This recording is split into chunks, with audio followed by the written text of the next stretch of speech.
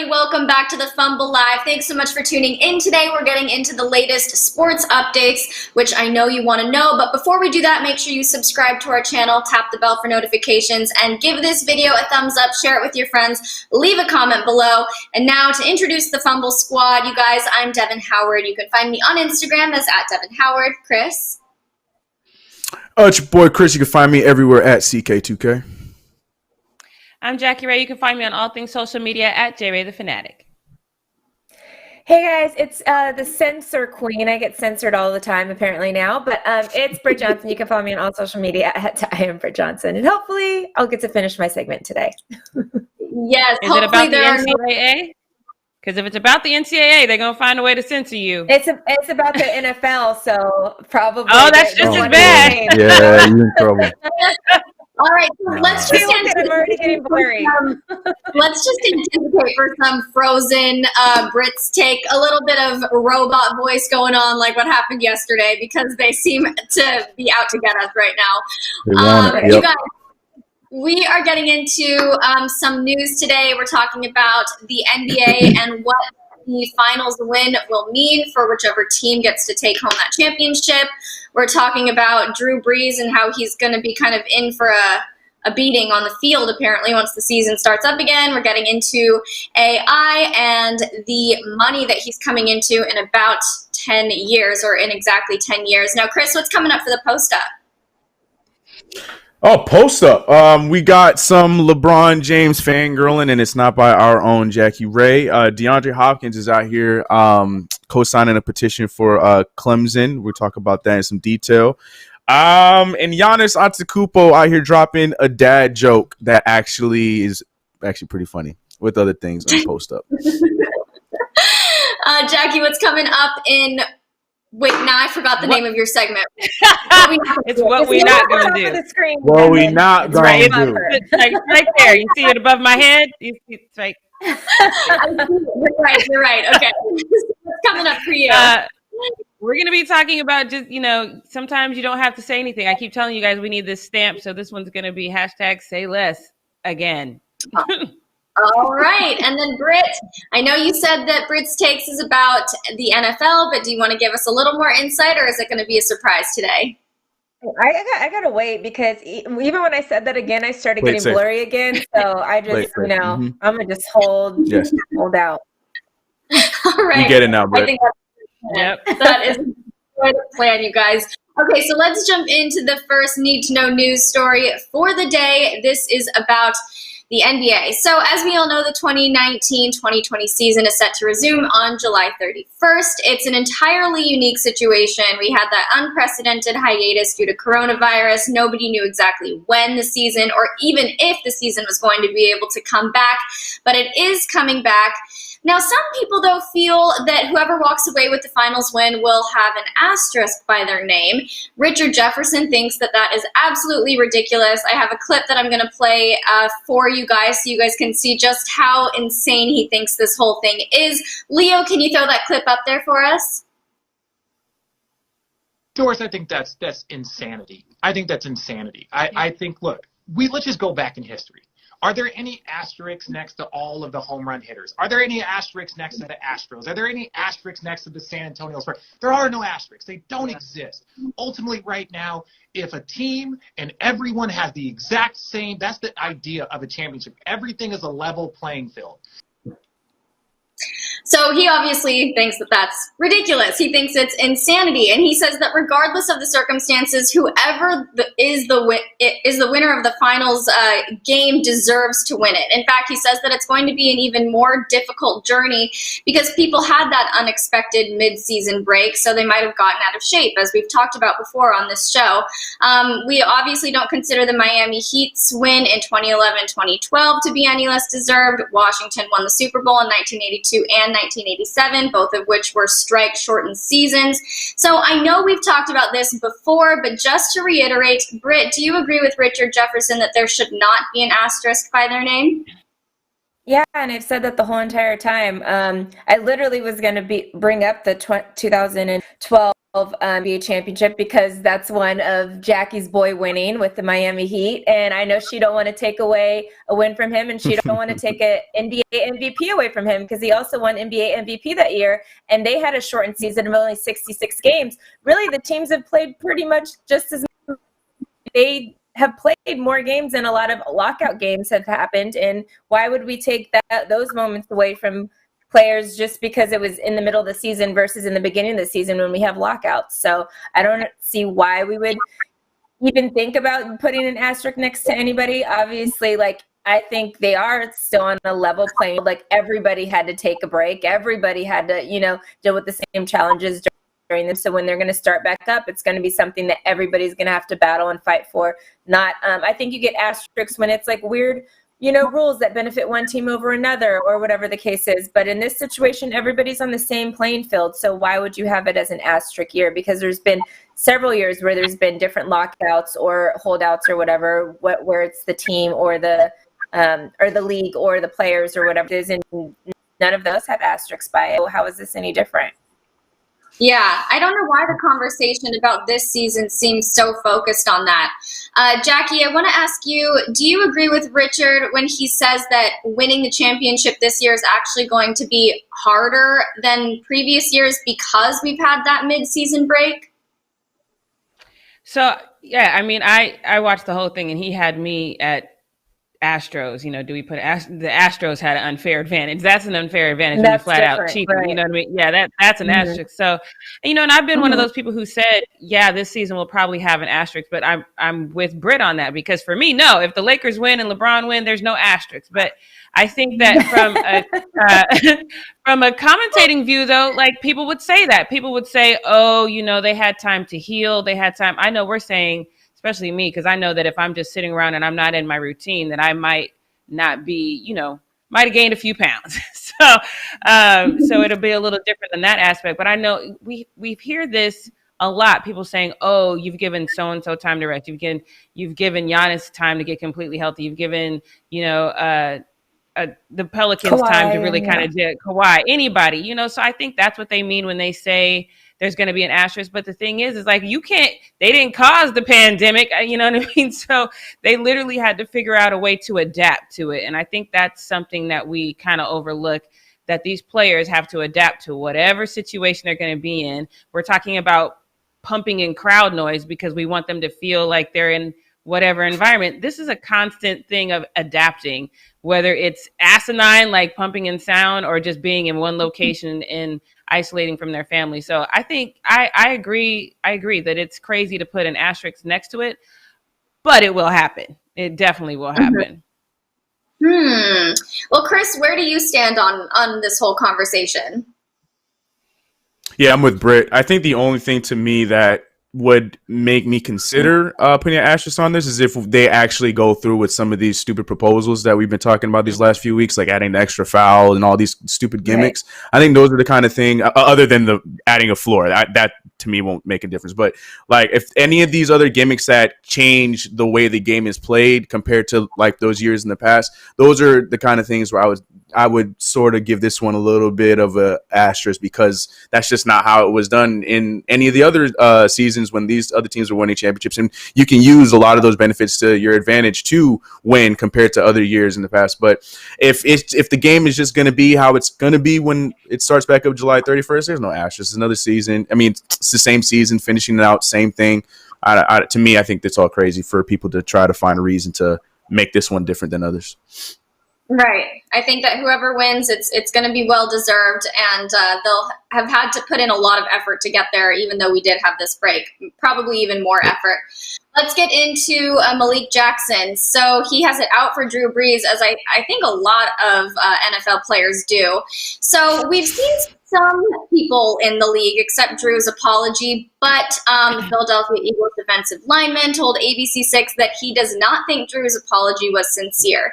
He said, quote, "I don't accept his apology. I think he's only apologizing because people came for him and people are disagreeing with him, and he understands that his base is in Louisiana and there's a lot of black people." He added, "Definitely excited to play him this year. I'm going to have a lot to say.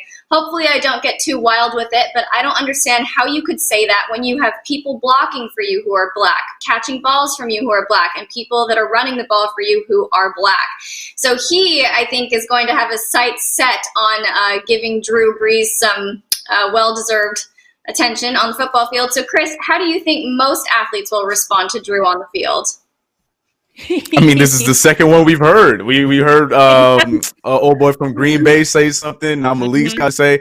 Every star linebacker or defensive player from any team the Saints are going to play this year, there's somebody is not on the side of Drew Brees, because just because his teammates may be, I guarantee there's a lot of people that are not still, and this is going to be a reoccurring theme, and we'll see what happens. I'm gonna keep saying it. It's been the thing I've been saying since all these apologies. Jameis, just get the arm warmed up. I see you out there working. I saw the post today. That's all I'm gonna say. That's all I got. Yep. And then Jackie, I know that you're a Saints fan, so I also have to ask you, are you expecting to see more aggression unleashed on Drew because of his comments? Absolutely. I'm also expecting to see an occasional, oops, I tripped and fell and let them by to get to Drew. I'm expecting to see that once or twice. So, yeah, I'm not mad. You know, sometimes you just you made your bed, you got to lie in it. And like he said, Drew is not sorry. He made his comments are almost verbatim what he said when Colin Kaepernick, took his protest. So he's only sorry now that we're not giving him no pass, because he thought he was going to get the same pass. That's what it is. He's sorry he's not getting a pass. That's it. Mm-hmm. Yeah. Well, I know I'm excited to see how that all turns out.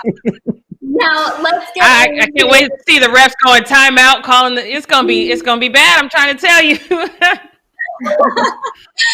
I'm sorry for your team, you guys, in general, but I think that whatever happens, it's gonna be deserved.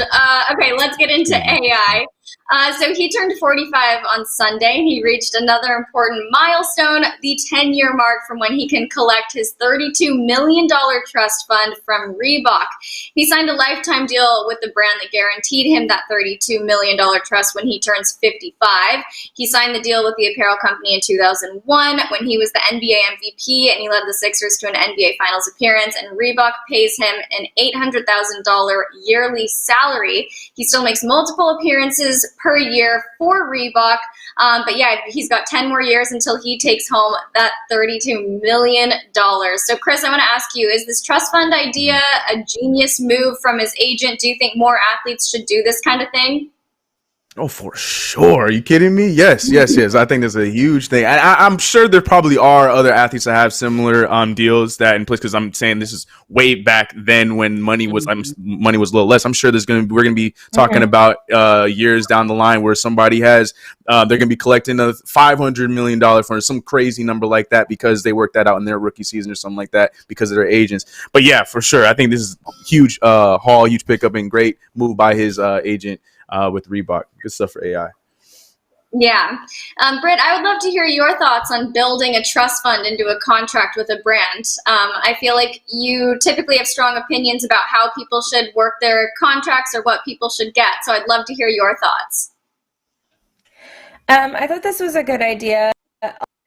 To an extent, there's like moments where it's just like, oh, actually, like I need money now. I'm like broke. I kind of manage my money, but obviously in a small sum of this throughout the years. And I've talked a lot about the NFL used to have a program that basically like put the players' money into like almost like they're investing it for the players or whatever. And I know several NFL players that never once touched their entire salary. They literally lived their whole entire career off the interest of their salary and then got their actual money after they were done playing, because obviously this is putting millions and millions of dollars into 21 years old hands and they don't know what to do with the money, and a lot of their careers are over early. So I thought that was a great thing that the NFL used to have. They no longer have that program. But I think stuff like that, especially like when it's younger players and stuff and they don't really know how to invest it properly themselves, or they weren't like, they want to buy a bunch of cars and all of this other weird stuff and go to clubs and pop bottles all the time. But then we go 3 years after they're done playing and they're all broke, So I think this was like a good move. Obviously, I think it works even way better in the NFL than the NBA, because I feel like NBA players have played enough of a career to where they see how to get their money. And I'm thinking almost in a sense like how LeBron gets most of his money up front, like he then now can reinvest that into other stuff. AI can't do that because he's waiting on a chunk of money that's 10 years down the road. So even though he has money in his pocket, he's, you know, still making like almost $1 million every year off of Reebok, like probably could have taken a big chunk of money and invested it at an earlier age. So maybe 55 is like a little old for me to be thinking. I feel like players could get that money a little bit sooner, but obviously early on in their career, I think it's something good to even push back to like, oh, 35, I'm going to get a chunk of money. And then 40, I'm going to get a chunk of money like that.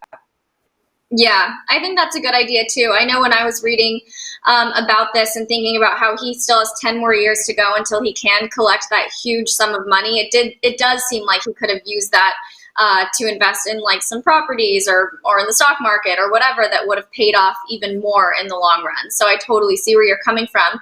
You guys, we're wrapping up Need to Know News a little bit early today, so let's jump right into the post up. Oh, it's that time. Okay, it's time for the post up with your boy Chris, quarantine edition. Starting off with a 2K player who was probably, it's LeBron James. Whether you are a crazy fan of LeBron James or not, it's still LeBron James. And if you get the chance to meet him, you're gonna get excited. But Aiden Ross, Aiden Ross was streaming with Bronny James over the weekend. Bronny and another 2K streamer named Ticino had this huge it's not 1v1. They had their team. They assembled teams to play in a 2K tournament over the weekend, and it was hyped up, and it was supposed to be this big event, and it kind of was. The only problem was Bronny's team ended up sweeping Ticino's team 4-0, so it ended kind of quickly, but it was still cool regardless because Bronny was out. There's so many memes if you haven't seen them of Bronny just laying down, acting like it was no big deal, and he was out there serving them up on 2K as if it was real life and blah, blah, blah, blah. But after the games took place, Aiden was still in the party with Bronny, and then LeBron James just walked up into the room, took Bronny's headset to say what's up, and here was Aiden's response when he heard LeBron's voice. What's good, bro? It's LeBron? He said, is this LeBron? Yo, first of all, I gotta say, gigantic fan, I love you. I don't want to be a fanboy, but like, I love you. Respect, man. I appreciate it, man. And look, wait for it. That's right. Look, listen, me and B, we swept them, and we did it for Cleveland. I love it. Yes, sir. Nice meeting you, man. Hey, nice meeting you. Keep it going, all right? Yeah, all right, bro.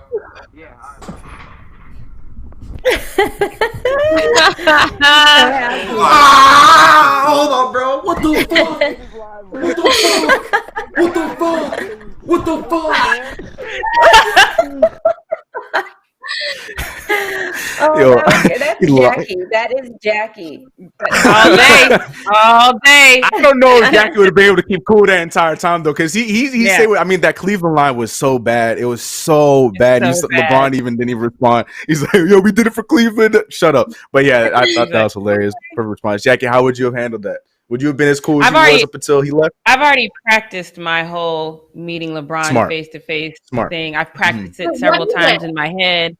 So, well, first of all, I just look straight ahead and smile and count to 10 in my head and don't be like, oh my God, it's LeBron. Like, so, I'm really calm and I just kind of make sure I ask some serious questions that I've wanted to ask him, which I'm not going to tell you guys because when I do it, it'll be a surprise. But so I've already practiced this in my head. And so it would be more like, what's up, Bron? Like, blah, blah, blah. I'd be pinching myself on my leg, to just stay focused. They tell you that, like, that's how you pass the lie detector test. They tell you, like, to pinch a part of your body so you can focus on that pain, and then anything you say comes out with the truth. So you're welcome if you have to take a lie detector test and pass. So that's what I would do. So I have a follow-up question. Is that the reason why Lil LeBron is not with you today, because you don't want even Lil LeBron to know your secret to how you're going to meet?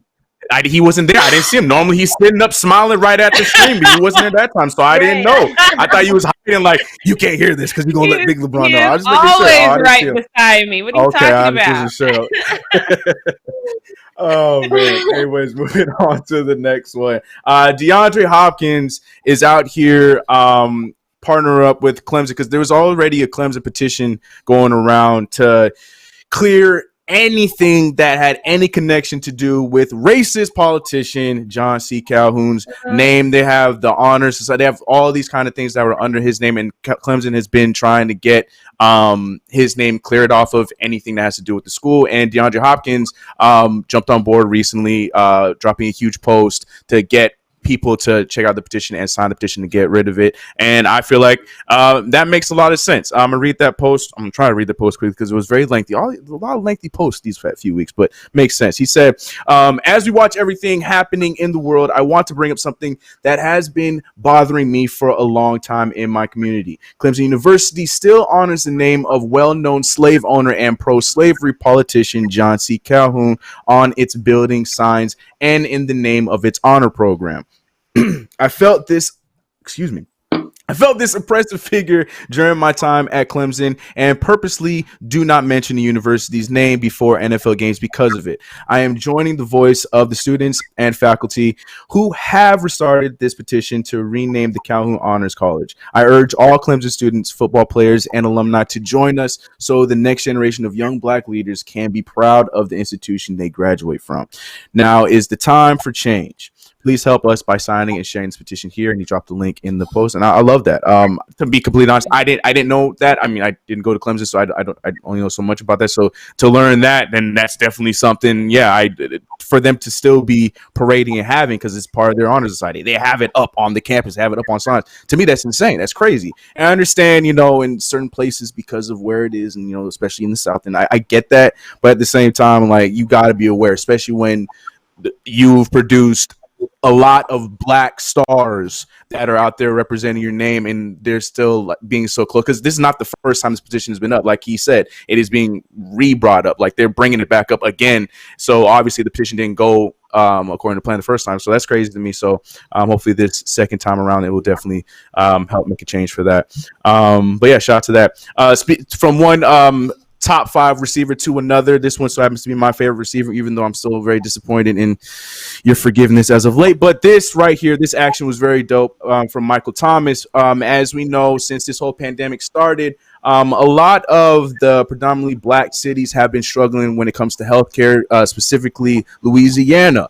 And there's been a huge, they've been in debt for ever since this whole thing started. And Michael Thomas, who just got paid the whole bag last year, decided to partner up with the RIP Healthcare Debt Society. Or I can't remember the exact name, but he partnered up to pay $2.3 million to take care of the healthcare debt in Louisiana, so that can help some of the residents out there that were struggling through this pandemic and stuff like that. So that's a huge moment for Michael Thomas. Like I said, that's just a small chunk, and I'm sure that he's going to continue to do that. And that's somebody. That's the kind of person he is. He's always been somebody giving back, and to do something like that is really cool. So shout out to Michael Thomas for that. Now this one, I don't know if this is going to frustrate you guys. And I also have a little bit of conspiracy. I don't think it, I swear I have a conspiracy cap. I was going to bring it to you, but I don't feel like it's really warranted. But I have a little bit of a conspiracy theory at the end of this next one. But before I get to that, we have to talk about the fact that ESPN,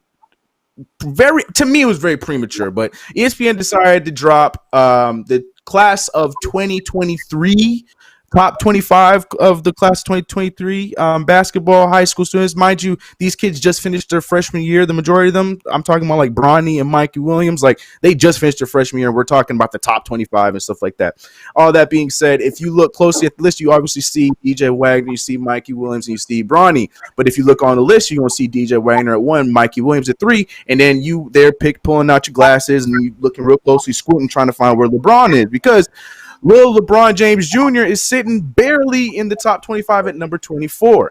Now, obviously, because, a lot of people are excited about who he's going to be and what he's going to do, this angered a lot of people. And my take right now might not be very popular, but honestly, in my humble opinion, I feel like for right now, for this list to come out after his freshman year, I think that makes sense. I think he is placed at the right place, because we have to remember he played on a very, very stacked team, and to the point where Dwayne Wade's son Zaire was being pulled out, because unlike Bronny is about to be a sophomore. Zaire is going on his last year before he's going to college. So he was being pulled out so he can go to a place where he can make a name for himself, so he can hopefully get some buzz where you either A, get a scholarship to one of the better schools, or B, go G League, whatever they want to do.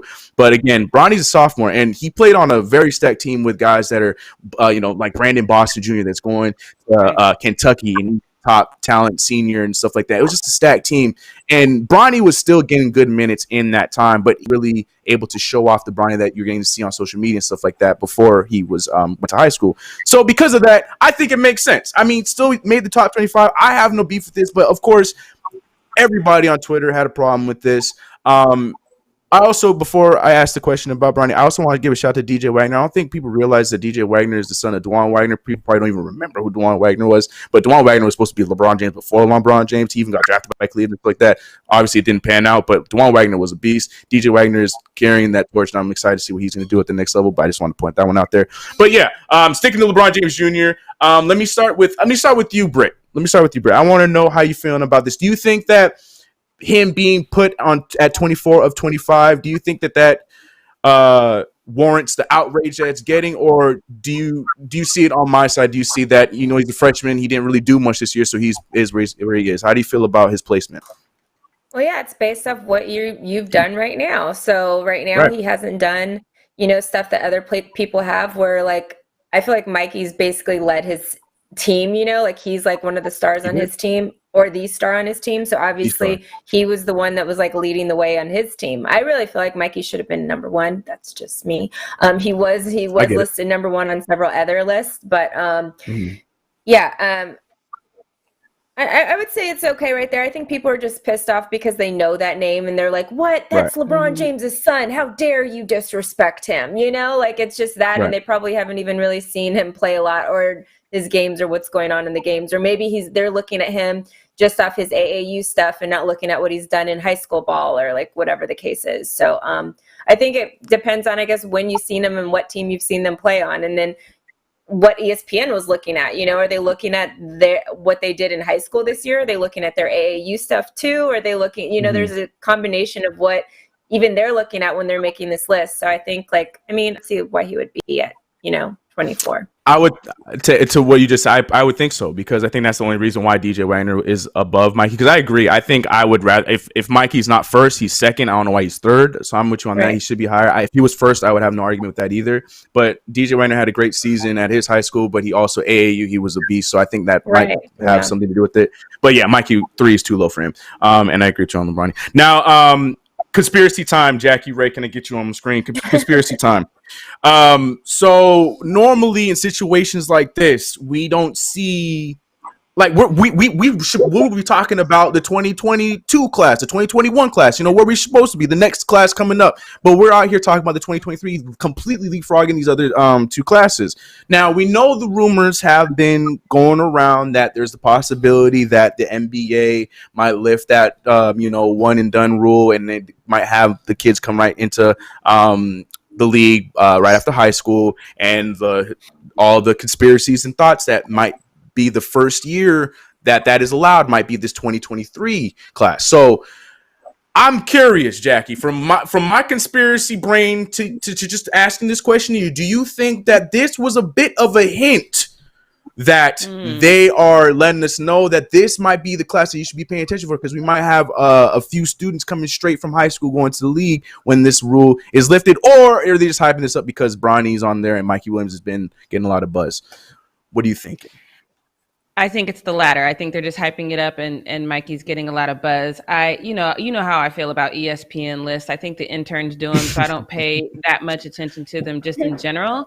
So I when I saw the list, I mean, to be honest, I agree with what you and Britt said. He is in high school. He's a freshman, and I think a lot of us only watch highlight reels anyway. So, we're going off of high school highlights of our favorite players. A lot of people, there's a few people on this list that I'm like, okay, I can't even there's a lot. I've actually seen Yes. So, yes, you know what I mean? So I don't have an opinion on that, but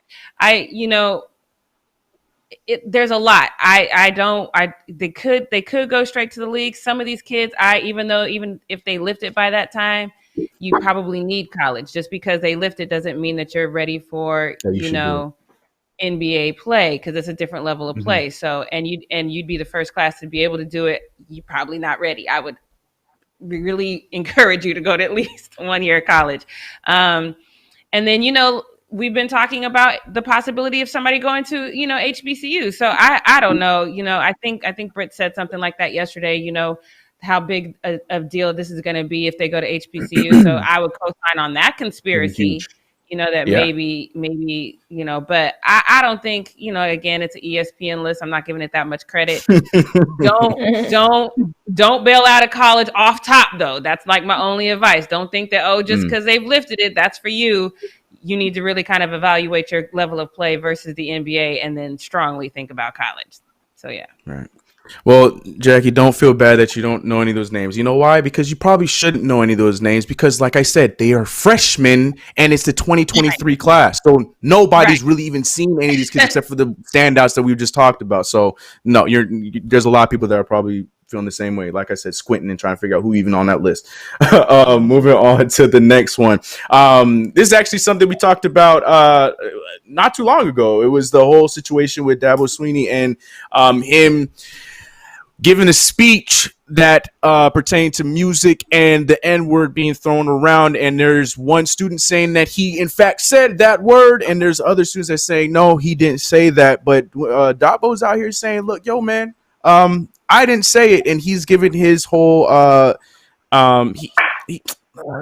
would say it's a statement. I wouldn't. That's why I use the word statement. He dropped a statement saying that he did not use the word, and he gave more detail on how the situation went in his shoes. So, Dabo, go ahead and try and plead your case, my guy. So we had a team meeting, and what was said this week is absolutely false. In fact, the player who was playing the music, he called me this week saying, "Coach, this is crazy. This is an absolute lie." And I said, "I know." But anyway, I stood before the team, and as I always do, I said, "Guys, I don't want to hear that word." And I'm trying to walk a coach around, and I'm hearing, the N word over and over and over. Never did I repeat that word. Yeah, I think I stand with what you said the other day, Jackie. Like, I don't know if I have an opinion on it. I can't say I disagree with the message, even though I am someone that listens. I have music where that word is thrown around very often, but I understand what he's trying to say because he's, like he said, it's a thing where he's trying to keep it professional for the other people that are in this. Like, I get the art, the message he was trying to come across to his students. So I no beef with that. But again, I don't know if I necessarily have an opinion on if he did, if he didn't, because it's just going to be he said, she said. We don't know who was there. This one student saying that he did, but then the other student who played the music, like you said he didn't. All I know is Dad was out here trying to let everyone know, "Low, man, it wasn't me." But in the age right now, look, man, you could say one thing on here and know that you might feel a different way behind the scenes. So, like I said, as of right now, with these. Let me play devil's advocate for 1 second, though, because that word should make. I mean, it's possible that me and all of my Black family will be sitting around, and the word will fly out, and it won't even faze me. But the second a white person is in that room, it becomes uncomfortable, and so it should make all of us uncomfortable, but it should make specifically white people uncomfortable. So if he was uncomfortable and in a fit of anger said, "I don't want to hear the N-word," when the N-word was flying around, do we pounce on him for that? Especially if he's saying it from a place of discomfort, where this is not what I want in my locker room. Okay. So that's why I said yesterday, I don't know if I have an opinion on it because I don't know the context of which this conversation had, because we had two players in the same situation with two totally different perceptions of the situation. Right. So I don't have an opinion on the situation. If he says he didn't say it, I'm inclined to believe him just because no one has jumped on the bandwagon of saying, it in this day and age, it is hard to. But it's just if he was so angry about just even hearing the word, and I don't give passes, y'all know that. But I don't know. I could see him being so uncomfortable that he's like, "Damn it, stop having that." You know what I mean? I could see something like that happening, and so then at that point, it just is what it is. Well, will this ever be solved? We have no idea. I don't know. Like we said, we got two students saying one thing. Dabo is here saying this. Now we're going to hear somebody else that was, trimming up the grass. And well, what I heard was we don't know what's going to come next. But that was his statement on that. Moving on to, yes, the Giannis joke.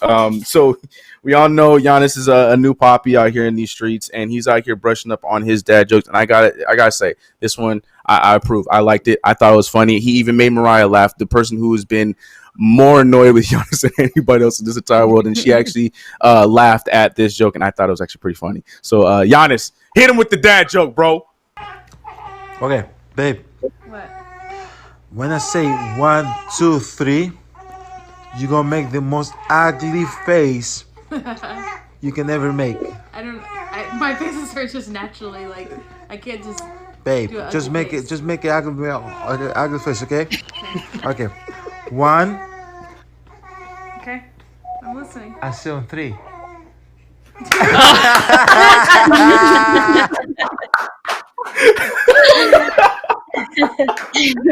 Oh God! I love that. Oh, good. God, yeah, that gets a 10 out of 10 for me. That would be What you so say, funny to try with. I'm gonna try it with my sister. I've seen that all over TikTok, and I haven't been on TikTok Oh, was that recently. thing? You guys, huh? I said, is that a thing? I didn't know it was a TikTok. I didn't know it was a thing. I thought he Oh, made yeah, that it's up. a I was like, get it, Giannis. No, Right. unfortunately, Giannis is not that clever. He took it from TikTok, but it was still really cool. And I think we all challenge ourselves to try it with somebody today. But yeah, I thought that was really funny. Anyway, was that your final post-up story, Chris?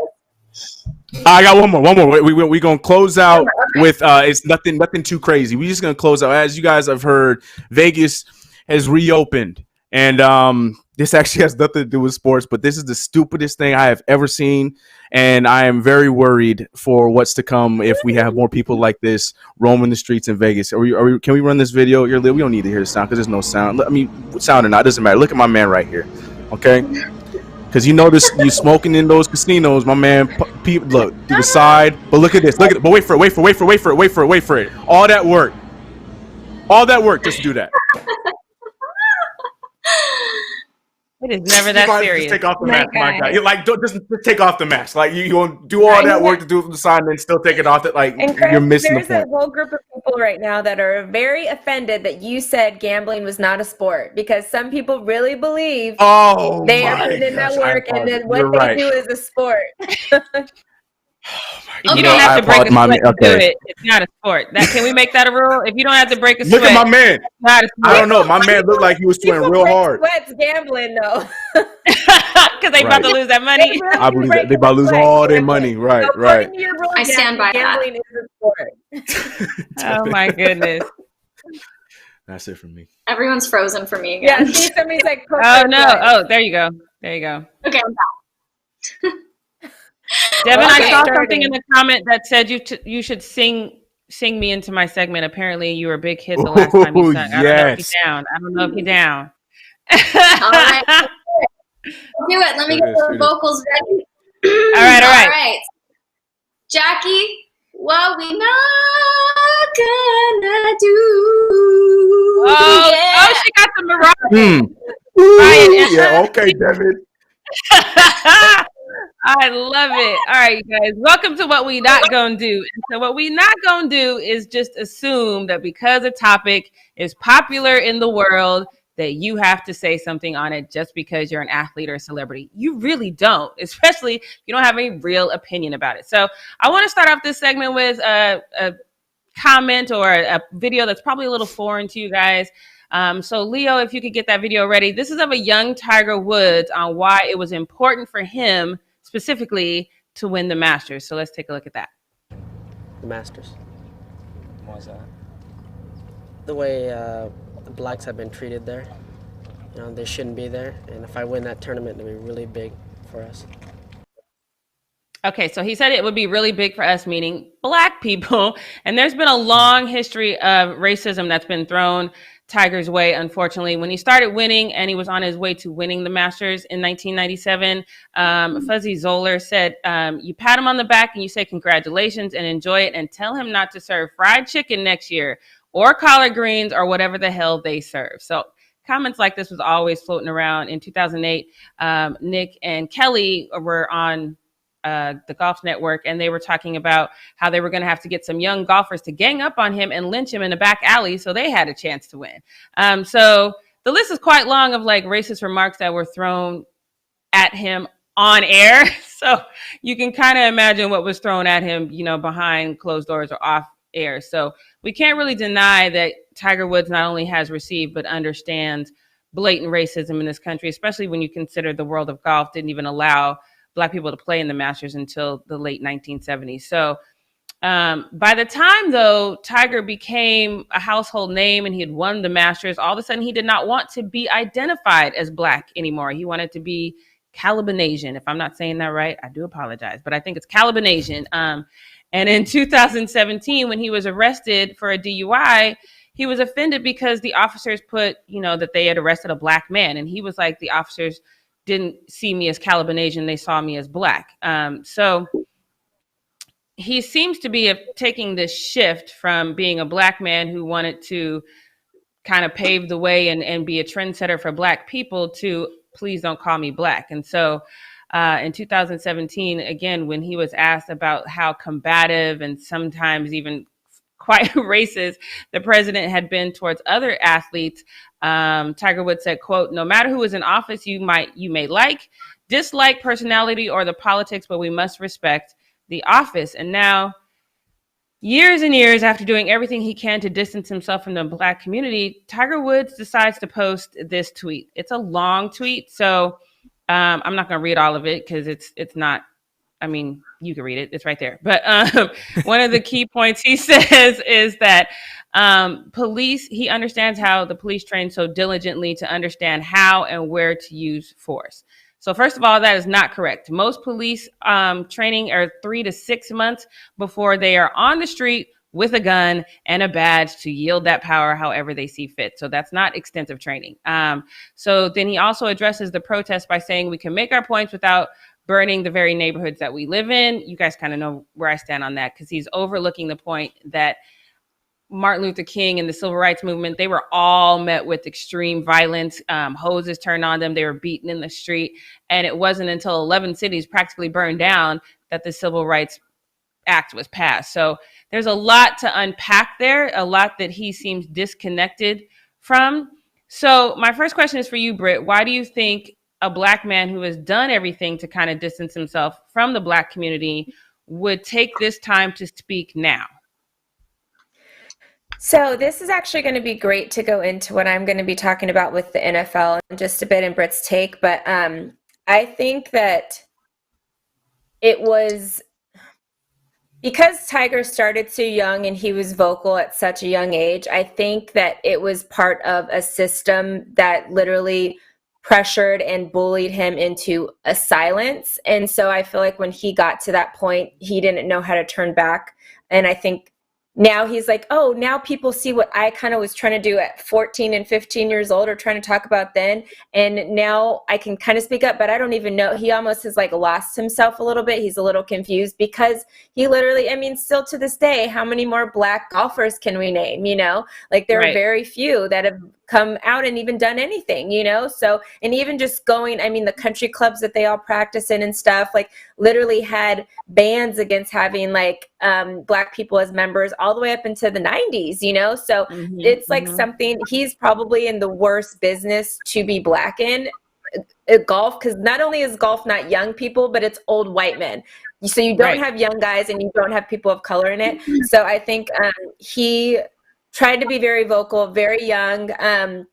It probably almost was like too young for him because he wasn't developed yet to where then when all these old people come and, you know, start beating him down about it, he wasn't able to stand on his own 2 feet and handle himself in those moments. So obviously I think he kind of took a step back and, you know, I think he's felt it and realized it the whole time, but I think he was just like, man, okay, I can't even be Black right now. Like it's hard for me to even be Black and still continue what I do. and whatever, just because this happened when he was so very young. So it's kind of like sad to see, because it's like, it's in some ways, like, he's a guy, you know, he could have stood up and he could have whatever, but I just felt like he was so young. And then when stuff did happen, he just got so involved in something that he felt like he couldn't really get out of. So at the end of the day, yes, it's his own voice, and he could have chose to continue to stick up or continue to say he's black or whatever. But I do feel like he just kind of fell upon a system that was there to beat him down anyway. And he never had any brothers or sisters to band with in the golf world, because nobody else of color came that looked like him that played in golf. You know, like football players had trouble standing up with Colin Kaepernick, and they're 75% black in the league. Right. Imagine like being the only person in that thing. So I think that's kind of where it stemmed from. And I don't think he personally didn't want to be black, but like, I just feel like he just kind of fell into the golf world, you know? Yeah. Well, I mean, I get that. I do. I don't know if I necessarily know if you don't want to be black, if you've made conscious efforts to distance yourself from the black community, then just keep that same energy. You know, in my opinion, I'm not a fan, and so I don't want to say all the things I want to say about him, but I am going to let Twitter say it. So I just want to read some of the tweets. This one says, "You could have just typed Negroes behave and saved a whole bunch of time in graphic design. We know you ain't with this. You have told us several times. Effortless bars." So this next one, I agree with this too, because she says, "I remember when you said you were Blasian. You were a proud person of color, not black. Wanted nothing to do with us despite having a black father.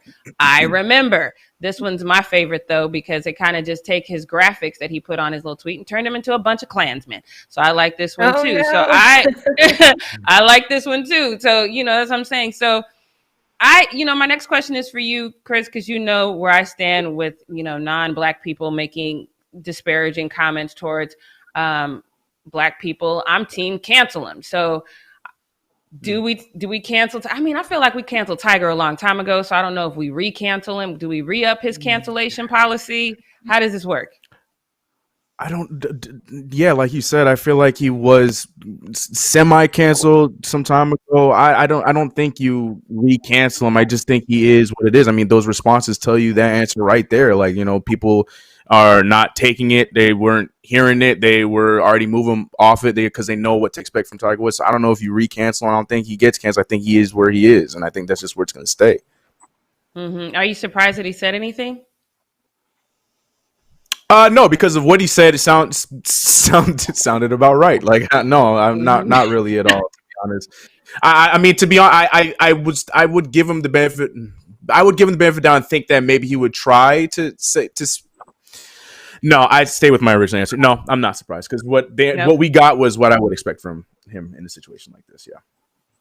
All right. Well, I just kind of personally wish he had not said anything, because to me, it once again brings a light to a black man who has issues being black, and I'm just not sure if that's what we need at this moment in time. So that's how I feel about that. But get your black voice together, because now it's time.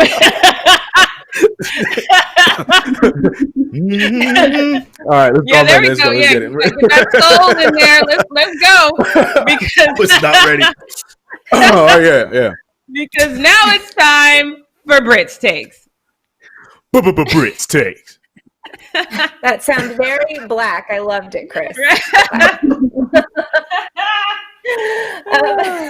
All right, guys. So, speak black men. So NFL players have kind of been stepping up and even calling out people for their silence, or obviously we know a lot of people got on Drew Brees for his comments.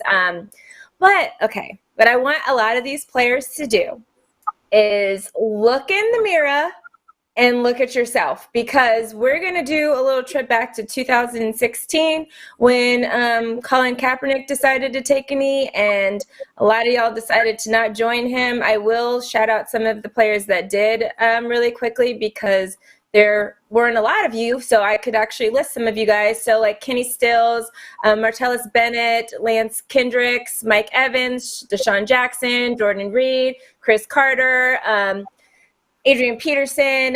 There were some players that kneeled. There were teams so we remember the following year when they said it was the team would get fined if players kneeled. So they gave players and teams options to stay in the locker room instead of going out onto the field during the national anthem. So teams like the Seahawks and Tennessee Titans, when they played each other, both teams decided to stay in the locker room during the national anthem. Steelers actually did the same thing as well.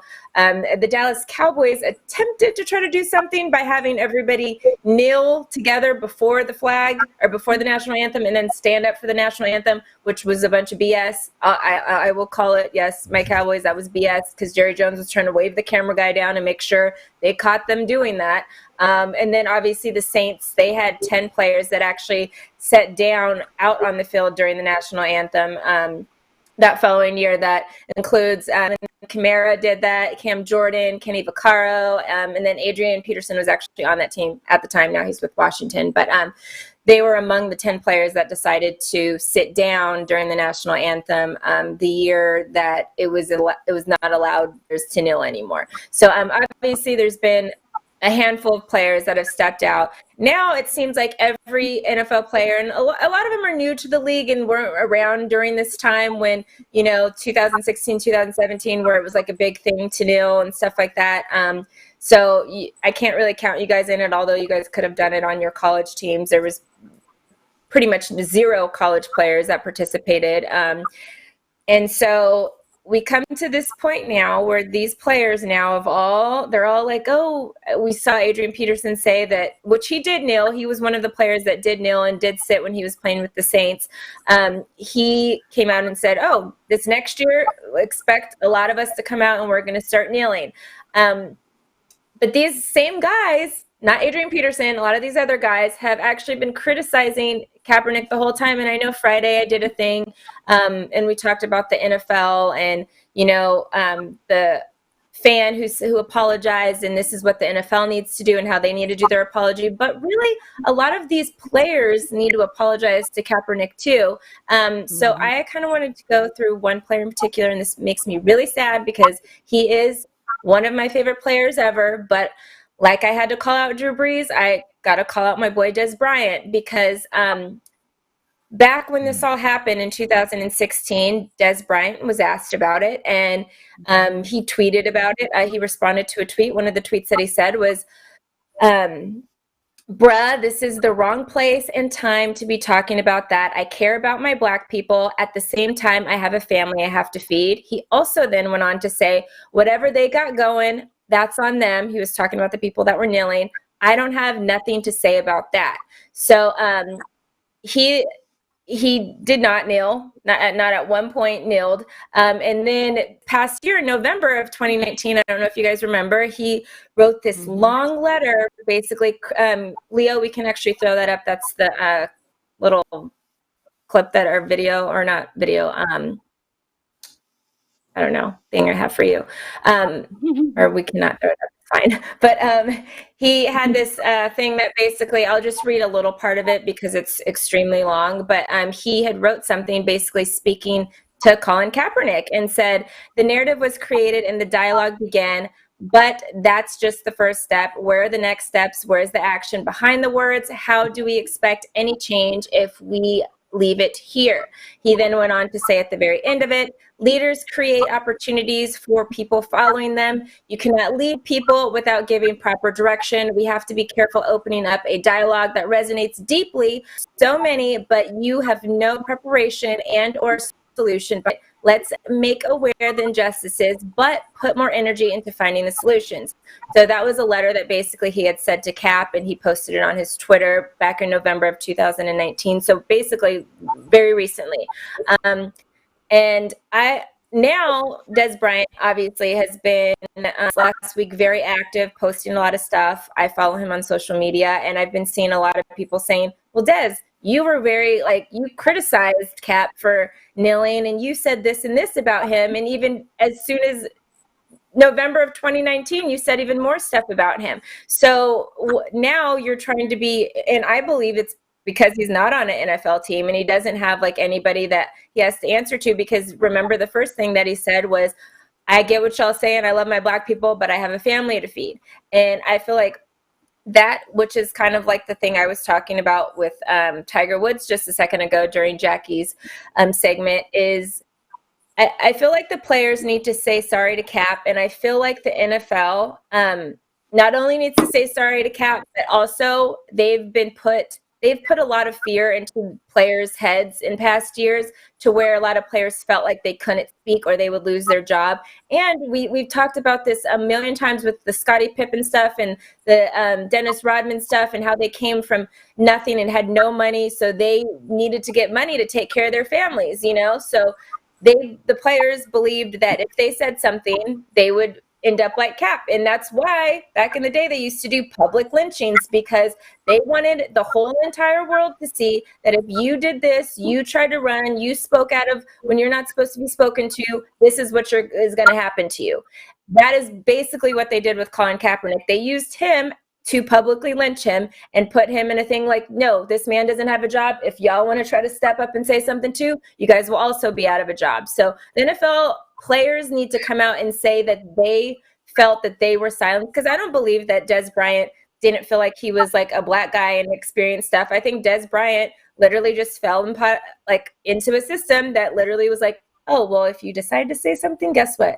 You don't have any money anymore. And the NFL banks on the fact that players believe they can't do anything but play football. Like, we all remember Friday Night Lights, that part everybody cries on every time, when Boobie Miles is in the car after he gets hurt and he's crying. He's like, what am I supposed to do without football? I don't know how to do anything but football. And the NFL banks on the fact that all those players feel that way, and they're not going to say anything. So part of the players now coming out and stepping out is they also need to say why they were silent before, because now that puts the pressure on the NFL owners to say, we are not going to silence our players anymore. We're not going to put this on our players. They can have their job. They can do this, that, and the third. It's not just saying sorry to Cap. It's saying sorry to all the players that you also silenced during that time, because you basically publicly lynched Colin Kaepernick. So these players thought that they would lose their job and not be able to take care of their families, because again, all they knew how to do was play football. So I feel like this is like you have the revolution of like bringing to light the fact that,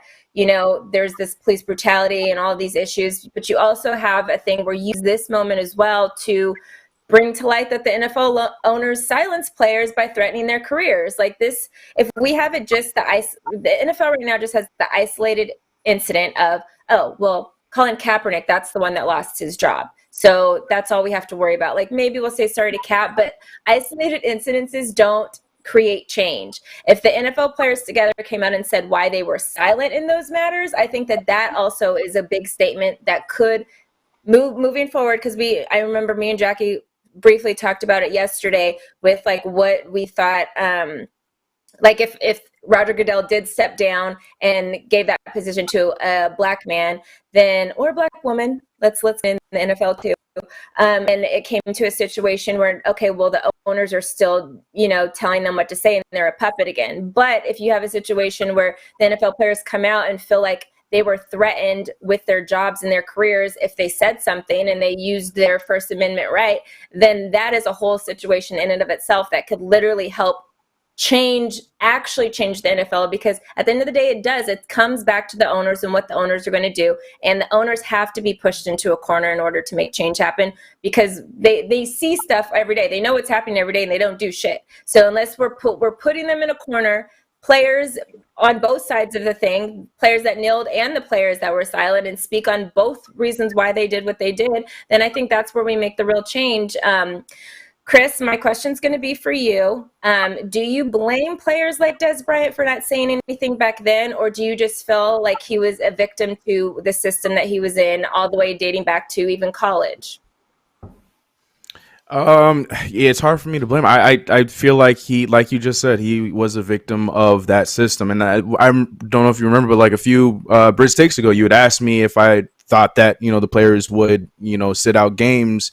And for what Des said not too long ago is the reason why I still don't really believe that they will sit out any games, even though we know by seeing that this past video that how much power that they actually have. I don't know if they understand or they actually truly realize that, because this is the perfect situation to do something like that to, keep this ball rolling. But to answer the question about this, no, it's hard for me to blame these guys in this system of, just like you said, of football, and the perfect quote from Friday Night Lights, because that is just what is ingrained with all of these kids playing football from pee-wee all the way to pros. And it takes more guys like the ones that have been speaking out to, help everyone realize that, for us to truly get more out of this game than just the game, we have to have our voices be heard. So hopefully this past video and them seeing their power, that's the beginning of that turn. But I can't blame Des, because that, to me, I feel like that's just how, football players are programmed. Yeah, and then I think it's really important now to realize that the players, you can fire you can fire Colin Kaepernick, but you can't fire the whole league. So if all of you guys decide to come together and finally take action together, you guys have to do it as a unified front and be all together in this. Then that's when change is going to happen. I don't think players realized 100%. That back then. They were like, oh, well, Colin Kaepernick's gone now, so maybe we should all just be quiet. But I think this, and then that video being very important in the fact that there was a bunch of different players that came out in that one video to say something. If one player would have came out and just done that video, it's not effective, and it's scary for players to do that, because they don't feel like, okay, now my job is just compromised. But if you guys stay together in this unified, this is the time where you can really make change happen, being together, because now it's power in numbers, so hopefully they, and I never doubted that Des didn't feel a type of way or didn't feel whatever, but I felt like he was like, well, I can't lose my job. I have people I have to take care of. So he has people, exactly. Right. Felt like that. But now I'm glad they're realizing, no, we need to just come in it together, and we'll get this taken care of. So thanks. That's it for Brit's takes today. We're already out of time. All right, thank you. Cut it out. Thanks, you. Yeah, you didn't get cut out. We're not censored. Hopefully, that's a trend that we can keep throughout the rest of the week and into the future, because we like hearing Brit's takes. All right, you guys. Well, that is our show for the day. We're going to be back again at 11 a.m. Pacific Standard Time tomorrow. Don't forget to subscribe, tap the bell, give this video a thumbs up, leave a comment below, wash your hands. We're still in a pandemic, you guys. Okay, wow. Right. That is a drop the mic. Get out. It's censored now. I don't even know if we're still live or now what. Bye, guys. Okay. Bye, guys. Bye. Oh, God. Little quick there. Right. Quick on the draw.